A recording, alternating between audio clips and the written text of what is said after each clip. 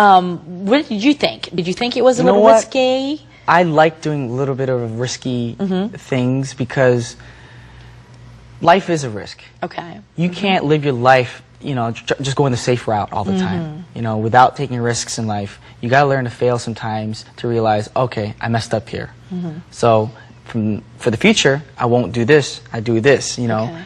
And with this music video, especially with the unveiled video, people are like, well, there's blood in it. Yeah. It's kind of like a horror film. There's like a bed scene in there. Yeah, there's a bed scene. He kisses a girl. At the club. The club. What's he trying to, he says he's Christian, but he's doing all these things. I'm like, it's a music video. It's acting. That's all it is. From time to time, I do go out with my friends and we hang out and stuff like that too. But in the music video, I don't really have black wings that fly out of my back. I don't punch a mirror in real life. Right. It's all acting. It's all part of the scene and the style of the song. And I wanted to take that risky route because I wanted to show people that I'm not a cute little teeny bopper idol singer anymore.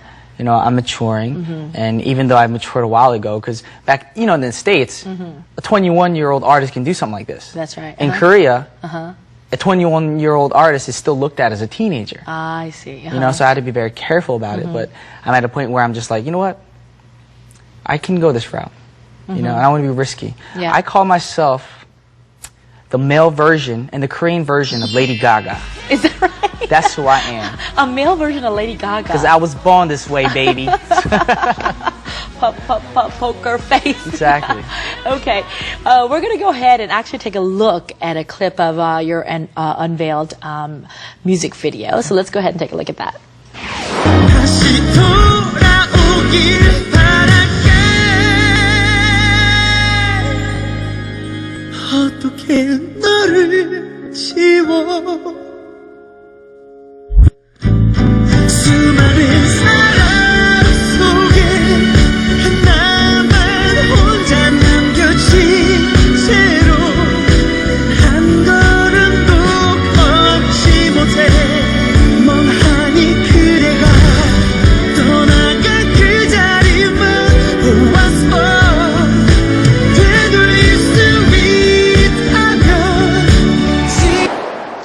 Wow, that music video, I almost want to watch it again.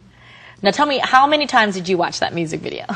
To be honest, it was probably the first music video I saw, and I was very, very happy with it. I was like, wow. Because it's literally like a 3 or 4 minute film.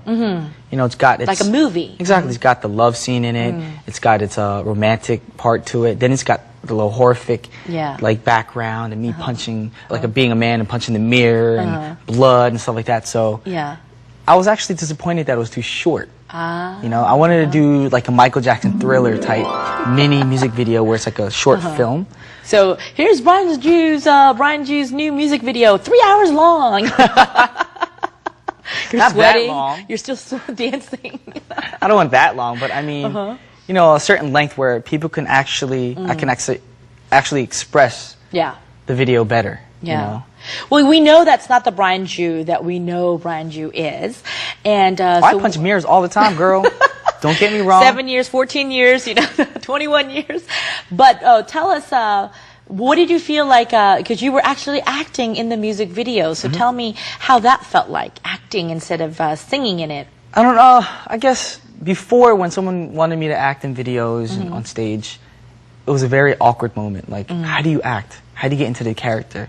What do you do before you actually go on set? Like, how do you get your mind set for this very moment? How did you get your mind set for that Literally, moment? at this time around, with this album, I just felt ready. I was like, you know what, it's my time. I want to act. And if I want to act, I got to get the right mindset. And, I just looked in the mirror a few times. I looked at myself. I'm like, you know what? You're Brian Jew. Anything's possible as long as you put your mind to it. You can fly with black wings. I can fly. I'm not going to try, but I can. You can fly. You were flying in the sky before. Why not? No, she didn't. Yes, I did. While making this music video, was there any difficulties? Was there something, how long does actually a music video take in the process? There's actually 2 parts of the video that I actually really didn't like.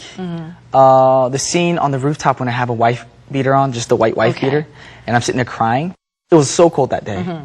And we sat there for 30 minutes in the freezing cold, and the director's like, cut. And then when he said cut, I thought that I was allowed to put a jacket on. He goes, wait, roll change, action. I'm like, oh my gosh. And I really want to just bundle up in like a huge duvet or comforter, but I didn't get to. So for 30 minutes, I actually got a cold that day too because of that scene. And then was the it, scene, what month was it? I think it was February.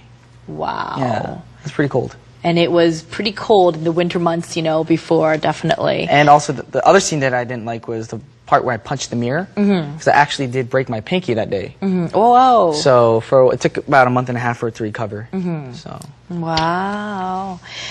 You know, so your fans are pretty much getting entertained by you, not just as a singer, acting, musical, you're really entertaining them.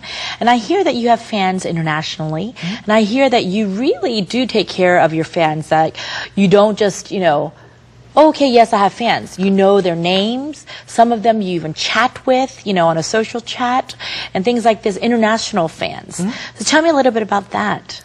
Well, physically, I can't be there to do anything for them. So, you know, growing up, looking up to other artists is myself. You know, I love Janet Jackson, Michael Jackson, Paula Abdul, all those artists. And I remember one time I sent Janet Jackson a fan mail, and the only thing I got back was a printed out letter with a stamped autograph on her picture. Wow. And I was so heartbroken. And I told myself, if I ever make it in an entertainment business, that's not who I'm going to be. I want to be just like, you know, a normal person where if you're going to support me, I want to show the love back to you. And that's pretty much what I try to do. I can't do it for every single person in the world because I'm only human, you know. And so I take time to check Twitter, Facebook, all the blogs and stuff like that. And, you know, I respond to a lot of the emails and little comments that fans leave me. And I just feel like that's the right thing to do. You know, I actually have, I'm not going to say names, but certain celebrity friends are like, why do you take the time to do all that? I'm like, why do you not? Ah, yeah. You know, they're there for you. Why can't you be there for them? Now, I actually visited you when you were doing an autograph signing, and there are lines, and to the point that they have to break the line and say only 1,000 people. You know, you're there for hours signing, and it's not just signing your name. You ask each and every one of them their names. Yeah. That's I guess autograph signings are the ones that are hard for me because I feel bad because you only have a certain time limit to sign certain autographs.